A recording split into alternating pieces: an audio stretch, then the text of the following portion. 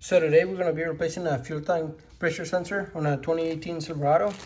Looking at the freeze frame data, it was reading 85 psi at some point, that's just too much. So that means your pressure sensor is not working fine. I already checked circuits and everything tested fine. This is the part number for the new sensor. And let's get it out of here. So here's the new sensor. And let's see, more numbers on there. There it is. I did buy the cover for it, just in case the old one breaks. It's pretty cheap too. I think it was like $5 for it. So that's the part number for it, and this is the little cover. It just covers the top of the sensor. That way that hole in there, that breather part right there, doesn't get plugged up and ruin the new sensor. So let's get to replacing it.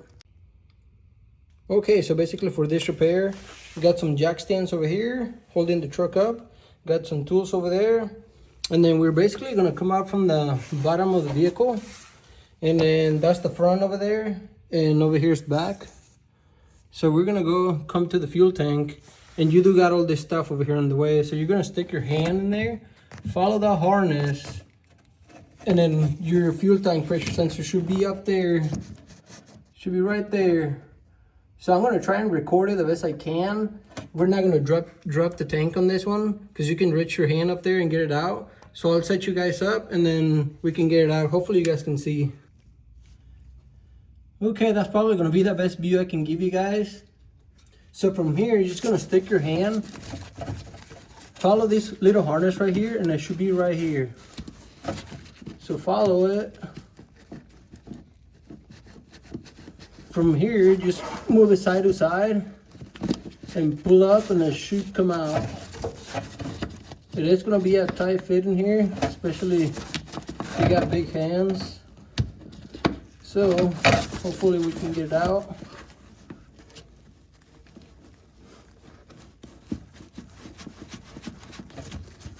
And you're gonna have to do this kind of blind. Cause yeah, right now I can't see nothing. Plus I got the camera on the way. There, got her. Here's the sensor. It's got a tone seal, but the new one comes with a new seal. For the connector, I'll show you guys. Basically, right there, just press the tab and pull it out right there. So you just press here and then pull the sensor out. Let's see if I can do it one-handed up here. I broke it, but okay, let's see. There you go. See, you got it out right there. Got it out. So now I'm gonna get my new one and get my cover on.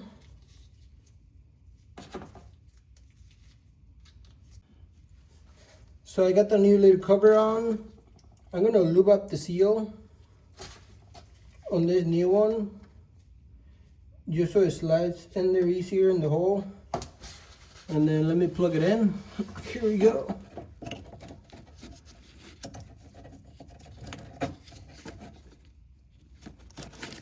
Make sure it clips in all the way, and then let me show you guys. Clipped in, new cover on, and then lube up your little seal. And then from here, you're just gonna have to find the hole.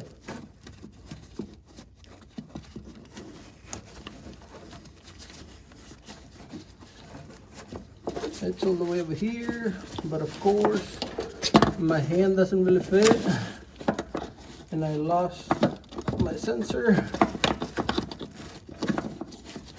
Yeah, it's a really tight fit, but you can do it without dropping the tank, especially if you don't have the tools for it.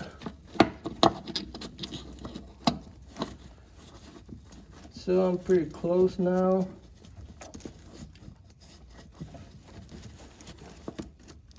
And now when you're going back in, just be careful you don't break the new one.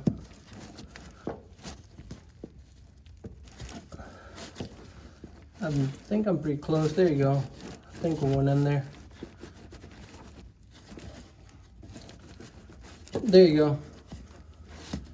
Just check all around. Yep, feels like it's all in there. And there you go. That's how you replace it. Now we just got our clear codes. And there you go. I'm gonna see if I can get you guys a better shot and put a picture of it, of how it looks, and go from there. Okay, hopefully you guys can see the sensor fully seated right there. That's probably gonna be the best shot I can give you guys without dropping the tank. As you can see, it's plugged in, seated all the way down. From here, we're gonna go ahead and clear the codes, and you should be done with the fuel tank pressure sensor replacement. So here's some of the tools you can use. You can use one of these to get underneath the sensor and pry it out. I didn't end up using this, otherwise if I did, I would have blocked the camera, and I didn't have a lot of room with the camera in front of me. But that's some of the tools you can use. You can use a pocket screwdriver for the connector to undo the connector, or just undo it by hand. Here's that little cover that I bought because it usually breaks right here.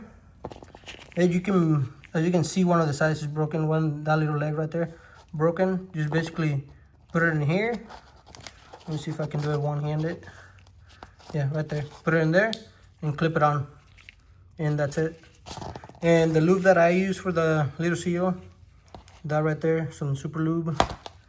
And here's the other part of the sensor. When it broke, when I tried to undo it by hand, I was holding it on the frame by this piece right here and pulling on the harness, and it just broke. So there you go. We're gonna clear the codes and you should be done with the job. So I cleared the codes now. So now to verify, if you have a scan tool, just to verify that our fuel tank pressure sensor is reading. See that blue one up there that I just changed? The 1.5 volts right there. So I'm just gonna command it to like 30% and see, make sure it changes. So let's see what it does. So as you can see, now it's going almost to 3 volts right there. So I'm just gonna release the command and see if it returns to normal. So release command, and it's going back to normal. So now we know our new fuel tank pressure sensor is reading fine. And that's it on how to replace your fuel tank pressure sensor without dropping the tank. Thanks for watching.